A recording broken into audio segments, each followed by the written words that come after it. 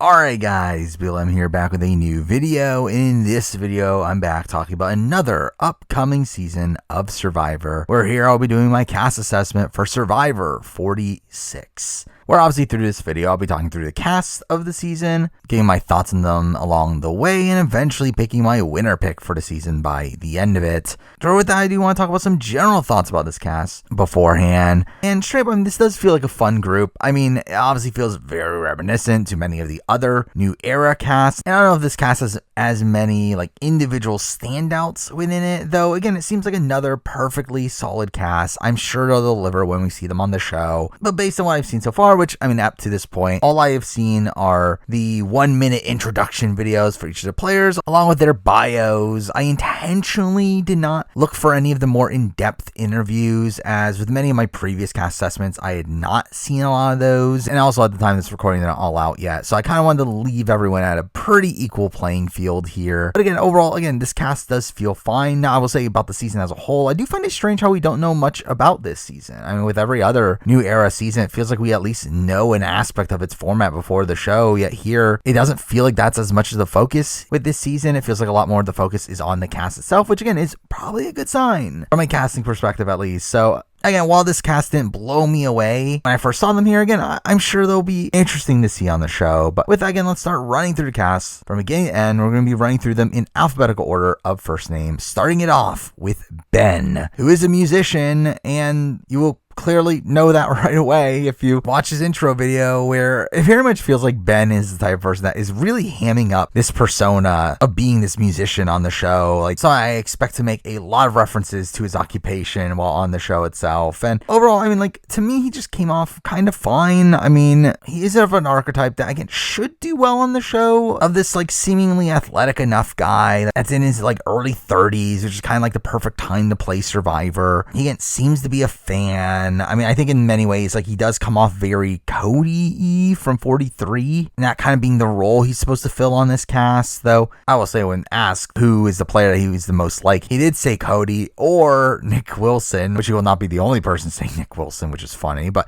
just overall, he just seemed fine here. Not someone I'm looking at particularly highly, but someone that I would not be shocked if he does end up having a deep run. Could potentially win if he gets to the end. But though I will say, from a gameplay perspective, he's someone that didn't really pop for me. So he's not really a winner candidate for me. Next up, moving on to Banu, who is a 41-year-old IT quality analyst who talks about growing up on the streets of India for 20 years and obviously later moved to the United States. And Banu is someone that, on paper, I initially thought he was going to be this, Nasir sort of archetype. Obviously having, relatively similar backgrounds. And to be honest, there definitely is some of that through his interview. I mean, he is someone that is very high energy and someone that really just oozes enthusiasm for the show. Though, by the end of it, this person that he reminds me the most of, actually, is Sean Edwards from last season, where, again, it does have that very similar style of energy, of this very over-the-top enthusiasm that, again, I thought was good from Sean in the pre-season of 45. Obviously, he didn't play out particularly well. And again, I think Banu is someone that could be very fun on the show here. I will say, gameplay-wise, I'm not entirely confident in him. I feel like he's one of these people, which, again, there's also a decent amount of these people on this cast that were introduced to the show through a significant other, and that significant other seeming to be the bigger fan, to where, again, I don't know how strategically adept Banu is in the grand scheme of things, but he's someone that I think, again, could potentially do very well. Again, I hope he does well. He's someone that, again, I could see myself rooting for on this season, but I do think in terms of gameplay, I'm a little bit mixed. So again, I didn't move him on as a potential winner pick. Next up, moving on to Charlie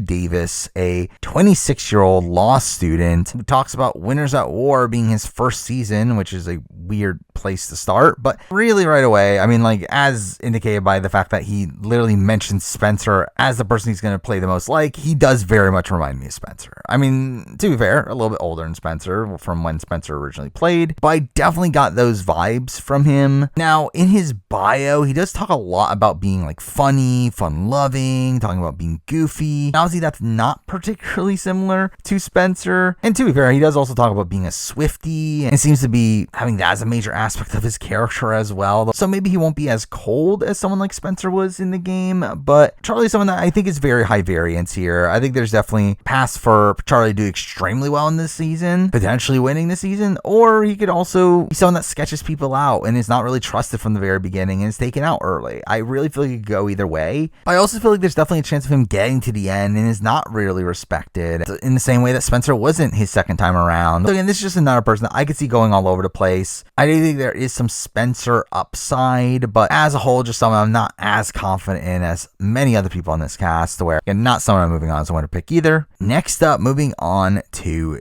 David Jelinski, which I do believe he is going to go by Jelinski, which is kind of a strange last name to be going by. Doesn't really roll off the tongue, but anyway, he is the youngest person on this cast, only 22 years old, but he is a slot machine salesman, which was a funny occupation from the preseason to talk about. But really, Jelinski here, again, like another high variance player. I mean, he's obviously extremely young, to where, again, there's obviously the lack of life experience there that could potentially harm him in the game. Also, there's lack of respect from some of the other older members of the cast that could also harm him in the game. Even beyond that, he does kind of feel like an outlier in the fact that he is so young and has this like really deep voice, to where I feel like he's someone that is gonna definitely stand out on this season. I could definitely see like some JD potential here of him kind of being a bit overexcited. Again, he is a massive fan of the show, and through that I see him playing a bit too hard and making a target of himself. I do worry for Jelinski here. Now I do think there definitely is some like Xander upside to him, but even then I just don't really see him as a winner here, to where again I just feel like his archetype is one that is particularly hard to win unless you become this like big underdog that just wins out at the end. But I don't know if Jelinski's really the type of person I'm expecting to do that. So again, I'm not particularly high on him in the grand scheme of things. Next up, moving on to Hunter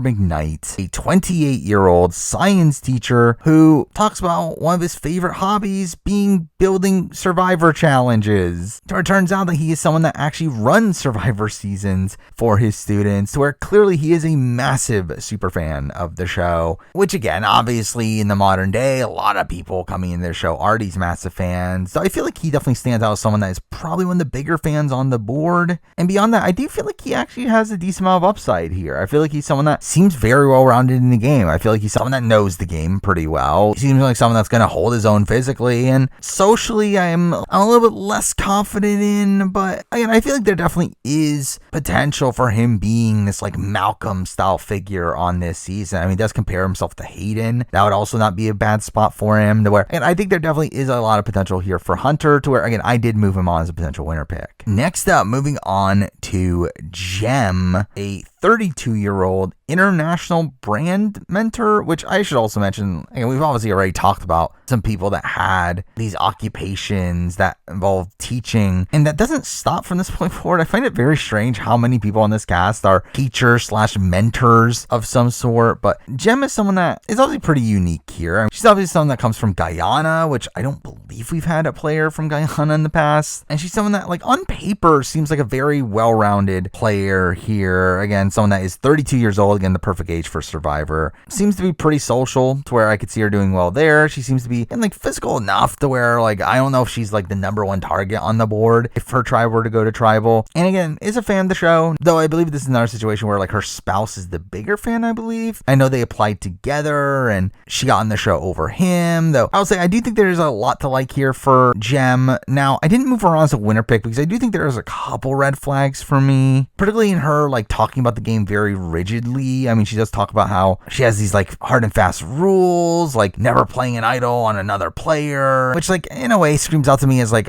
again, someone that is probably a little bit rigid in the game. I don't know if she's going to be the most flexible in how she wants to approach the game. Now, straight up, I mean, she would have probably been a contender on most seasons. So I think this is actually a cast that I actually have a good amount of contenders here to avoid moving on too many people here. Again, she's not someone I did end up moving on as a potential winner pick. Next up, moving on to Jess Chong, a 37-year-old software engineer, another immigrant for the show, originally coming from Hong Kong and Toronto. They're now living in San Francisco, and Jess was kind of an anomaly for me on this season. Like, I really didn't know what to really think of Jess here, where I do think there definitely is upside for Jess. I think she's the type of person that I could definitely see being very intellectual in the game. She also talks about being a social butterfly, and if she were able to make the merge, I do feel like there is a lot of potential there. I do feel like there is some high variance here, though. I feel like she obviously fits into this archetype that is an early boot many times, where obviously there is that worry. Also, she does talk about how the player that she relates the most to is Gabby, and again, I really like Gabby. However, I do not think Gabby is the greatest player in the world. To where if she were to play like Gabby, I feel like that's not particularly great. She talks about like relating to her because she was showing her emotions on the show, and again, like, I mean, not shaming anyone that is emotional or anything, but I don't think it's a particularly great look when you're in the game of Survivor to be emotional, as many times it bleeds into people's perceptions of you in the game and making them think that you're playing the game emotionally. So again, like, I feel like just someone that, again, I could definitely see pass for her to do very well in this game. I do feel like there are those red flags for me, though, that make me not move her on as a winner pick. Next up, moving on to Kenzie, a 29-year-old salon owner. And Kenzie is someone that's very interesting here. Again, she is someone that owns a hair salon, which through that you would think you would need social skills and the fact that you have to interact with all these different people. Now, I will say this is very much what I thought of a certain person from Australian Survivor that had them as a potential winner pick for me there, and it didn't work out particularly well for that person. So I feel like naturally that should be a very good background for the game of Survivor. Again, it should be an occupation that does require a lot of social skills. While also, again, beyond that, you are a business owner. I mean, she's someone that has run a business for a decent chunk of time at this point, again, surviving through COVID and doing so without having like a business degree. And again, I feel like that does show a lot of just natural intelligence from her, to where even beyond that, she talks about how like her hobbies are doing puzzles and compares herself to Marianne. And to be honest, I can kind of see that in how she would play, to where like I do feel like there's a lot to like here from Kenzie, to where again, I feel like she could be very good socially and strategically. Now, again, I think physically is probably the part where I'm a little bit hazy, but again, if she's going to be good at puzzles, then maybe they'll keep her around for that. To where again, like I do feel like as a whole, Kenzie's someone that I'm actually feeling pretty good about. To where again, I'm also moving her on as a potential winner pick. Next up, moving on to Liz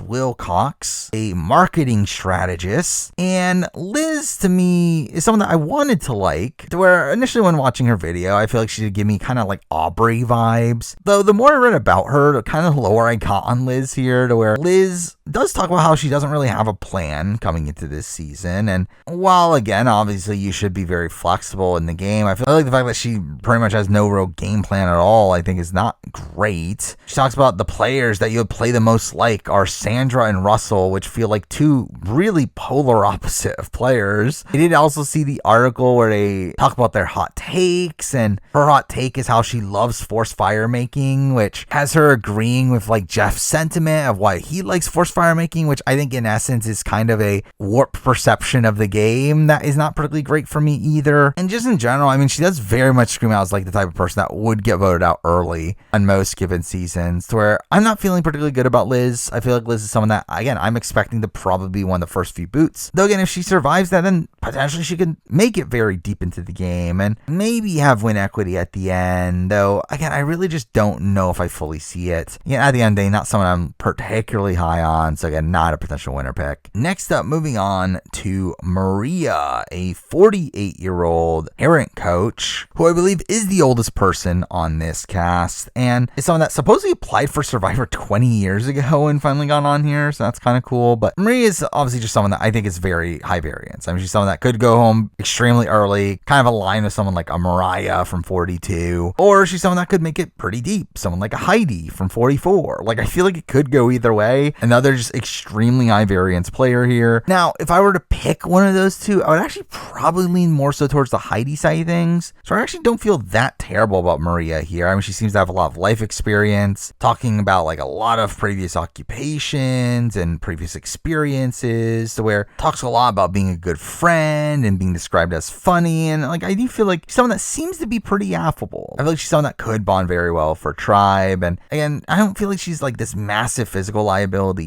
either. I feel like considering she's the oldest person person on this cast. She is someone that does seem to be pretty fit here. I'm talking about being in peak physical shape from salsa dancing. And again, like I feel like there's a lot of potential here for Maria if she's able to make it deep into the game, which again, I think there definitely is that path. Now, again, I don't know if she has the killer instinct to win. And she does talk a lot about being loyal, literally mentioning it twice in her bio. It's where I feel like she's probably going to not have that full killer instinct there. But again, I think there is potential for longevity at least, where again, I don't think she's necessarily going to be an early boot. But next up, we're moving on to Mariah, 28-year-old program coordinator. And Mariah is someone that I did not really know what to really think of her after watching her video and her bio, to where she's another one that again is supposedly a big fan of the show. She's someone that seems to be this like another quirky sort of like Aubrey sort of type player, even though she does describe herself to Nick Wilson, which is not a good look. To be honest, I don't really even see it anyway, but I don't know, again, like I just feel like in general she feels like the type of person that is going to be a relatively early boot on her tribe. Now, again, she's another one that if she's able to avoid that, I could see her making a very deep run, and she's able to pull off some moves at the end. I could see her potentially winning there, where again, like I feel like Mariah is someone that I would probably have more faith in having this like killer instinct than the likes of like Liz or a Maria that we just talked about. Though I feel like Mariah feels again a bit more high variance than Maria to me, to where I would not be shocked if Mariah is one of the first few boots of this season. But yeah, someone that I am hoping does well, to where I do feel like there is again probably potential there, but would not be shocked if she never gets to live up to that. Next up, moving on to Q, which I believe his full name is Quintavious, as I didn't remember that from the preseason, but he's just going by Q here. And Q is someone that I actually came into this expecting to like Q. I thought Q would be someone that I would be looking at as a pretty top contender. Again, someone that is a perfect age for Survivor, 29 years old, a real estate agent, which is also a decent occupation there. That's a decent amount of skills for Survivor. Though after watching his video, reading his bio, I'm actually pretty low on Q. I think he's probably one of the people I'm the lowest on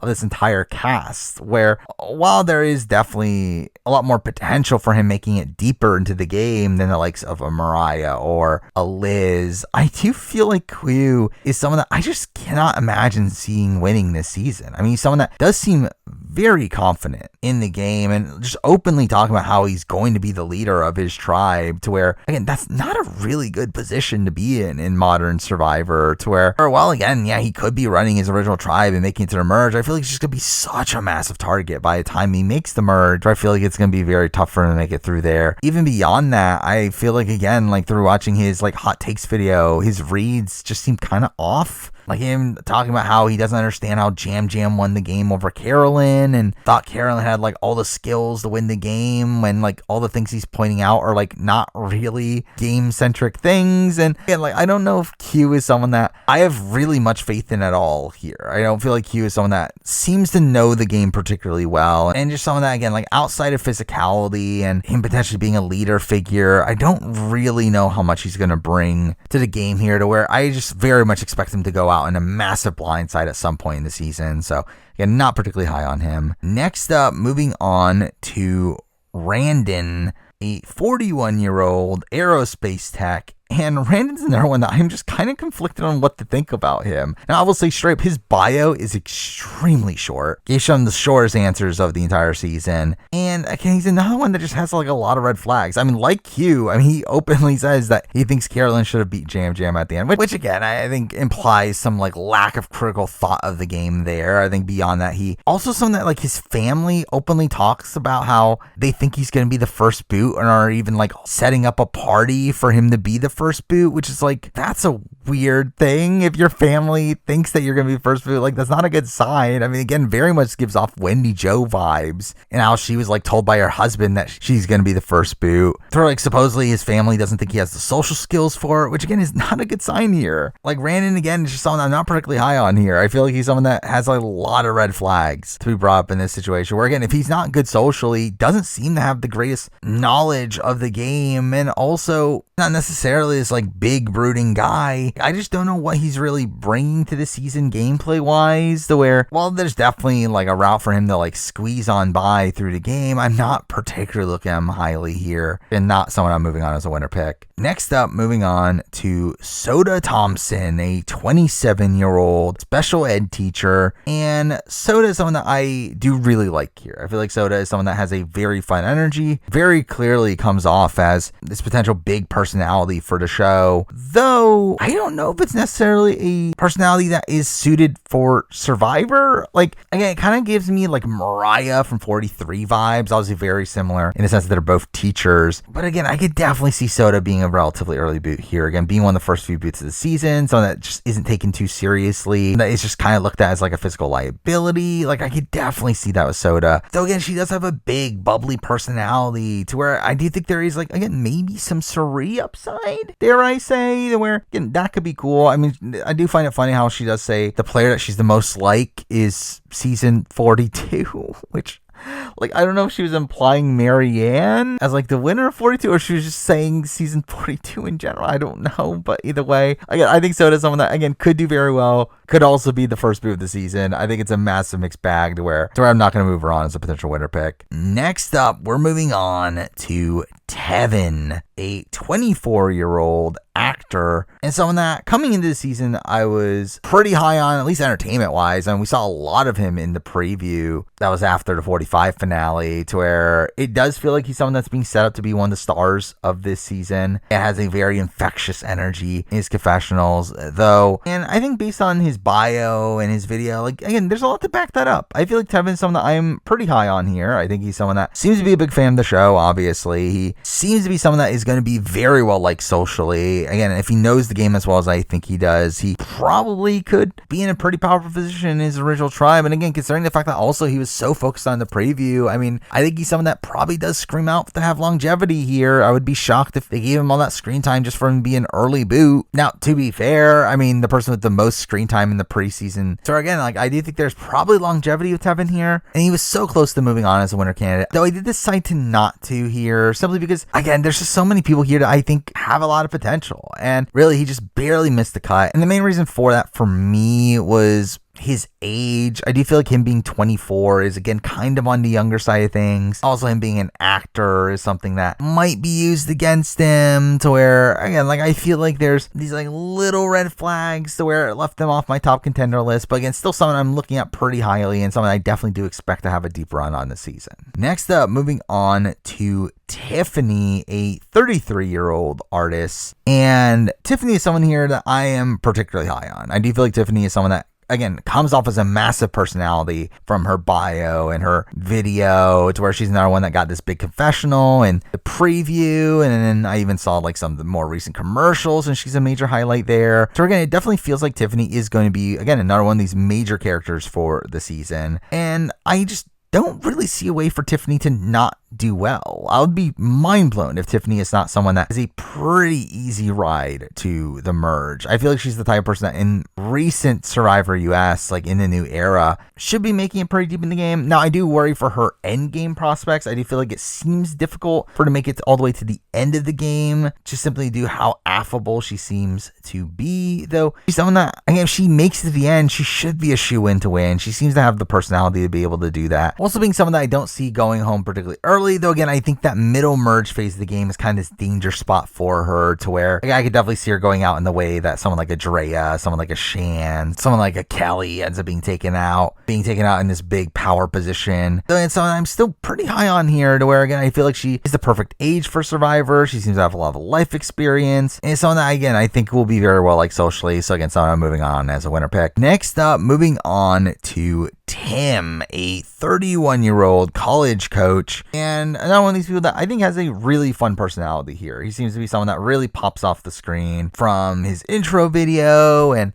I remember his audition video that was shown in the preview was also fun, to where Tim is someone that, again, like, I think on paper really has all the skills here. Again, a 31-year-old, so again, like, perfect age for Survivor. Someone that is a family man, someone that talks about being a strategic thinker and a charismatic team player, and really just in many ways very much just reminds me of Jeremy. Now, obviously Jeremy was a bit more blue collar in the fact that he's a firefighter, but I do feel like in many ways, again, like, Tim just comes off as this like next coming of Jeremy Collins, to where, considering how high I was on Jeremy Collins on both of his, even from his initial season, I feel like Tim is someone that, again, is perfectly suited for a type of person I would expect to do well on this season. Now, I will say, I think a little red flag for me is the fact that I do feel like his bio is ridiculously long. He does give these like very long answers to his questions, and is also like pretty self-congratulatory through them, like giving this like really massive list of things he's proud of, which again might not be a great look, but still someone that again seems to be a big fan of the show. I mean, he didn't mention the player he would play the most like is Shamar Thomas, which I would assume is an inside joke there, but still, I mean, I think as a whole, someone that I'm looking at pretty highly and definitely someone I'm moving on as a winner pick. And the final person we're going to be talking about from the cast of Survivor 46 is Venus, a 24-year-old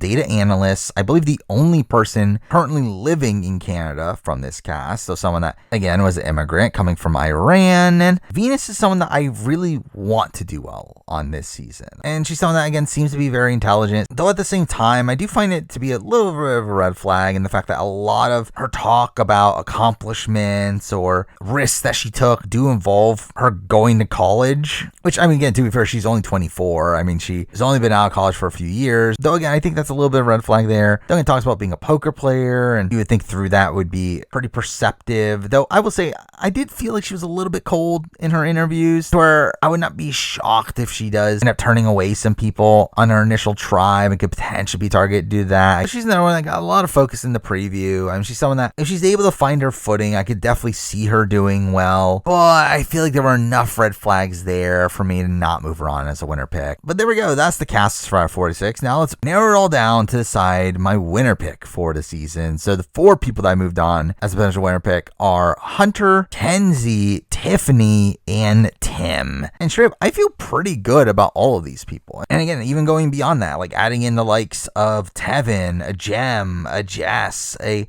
Venus, Charlie. I feel like there's actually like a decent amount of people here that I feel pretty decent about. Though the first person I'm going to knock off here of these top 4 is going to be Tiffany. And I feel like the reason for that is, while again, I think Tiffany is someone that is very likely to make it deep into the game, I think is again going to struggle to get to the very end. And even beyond that, she does talk about how she can lack situational awareness and has a lack of a filter, which again, I feel like is enough there to not leave her as my winner pick, which leaves us with Hunter, Kenzie, and Tim. And the next person I'm going to cut here is going to be Hunter. And a lot of that just comes from the fact that I feel like Hunter's kind of a bit too perfect in a way, of the fact that, like, again, I feel like he's someone that if he does make it deep into the game, I feel like it's very tough to see him not be targeted, unless he's someone that's not really being looked at as a threat, to where, I mean, maybe there's some like Tommy upside there and that he's able to manage his perception well enough to where he somehow not looked the biggest threat until the very, very end. Though, again, I am kind of looking at him as like a Malcolm sort of archetype, kind of like maybe like a mix of a Malcolm, maybe like a JT, but I feel like that kind of makes him a bit too good in a way, to where, again, I definitely see him being targeted more so than the next 2 people we'll be talking about. So again, not someone I'm making my ultimate winner pick, and through that we're down to now just Kenzie and Tim. And this was a tough choice. I feel like my initial instinct was to pick the person I'm not going to pick here. However, after thinking about it for a while longer, the person I am going to pick as my winner pick here is going to be Kenzie. Again, I think it was very close between the two. I feel like Kenzie is someone that I will say I'm a little bit worried in the sense that obviously I did literally have someone like Kenzie very high in my contention for Australian Survivor, and again, that did not work out well at all. Though again, why not try it again? Again, I think Kenzie is someone that seems to be a pretty well-rounded player. I mean, again, while I think there's definitely downside in her potentially being an early boots, they're seeming to not be the most physical person in the world, I feel like she seems to be very good socially and strategically to hopefully make up for that. And beyond that, again, like seem to have a lot of life experience. It seems like someone that should be naturally skilled for the game. And again, I think in comparison to Tim, who I was again very high on as well, I do feel like Tim again kind of feels like this next coming of Jeremy Collins. Again, I do feel like the downsides there are the fact that he comes off a bit too much of like a leader figure for me. So again, the fact that he is continuously talking about his accomplishments and I assume is going to be one of the more domineering personalities on his tribe. I just feel like he's the type of person that is going to probably find himself in the leadership position, which again is not a great position in modern Survivor. To where again, like I just feel like in terms of threat management and finding their way to the very, very end of the game, I feel like Kenzie is the person I would have more faith in, even though again, I feel like there may be a little bit more rockiness early on. But again, I feel like it's enough for me to have Kenzie as my winner pick here. But there we go. I mean, that is my cast assessment for Survivor 46. Now, obviously, like every other recent Survivor season, I will be doing a mid-season power ranking for a season around the time of the merge, along with a massive season review at the end, and then a player ranking following that. And obviously, if you want to keep up with my opinions on the season as the season's going along, you can follow me at Twitch at twitch.tv/review, where at 11 o'clock Eastern time, after every episode, I will be streaming and talking about it there. Now, beyond that, obviously, we've got a lot going on right now. I mean, this literally should be the last video, but before I start my series of my ranking of every player for Big Brother US, which will be a 4-part series, so stay tuned for that coming up. Beyond that, we obviously got Australian Survivor, to which I will have to take a break in that series midway through to make my mid-season power ranking for that. But obviously, I'll do my review and play ranking for that season as well. We obviously have Amazing Race coming up. We got Traders going on. The challenge is going on. There's a lot going on that I'll be doing videos on,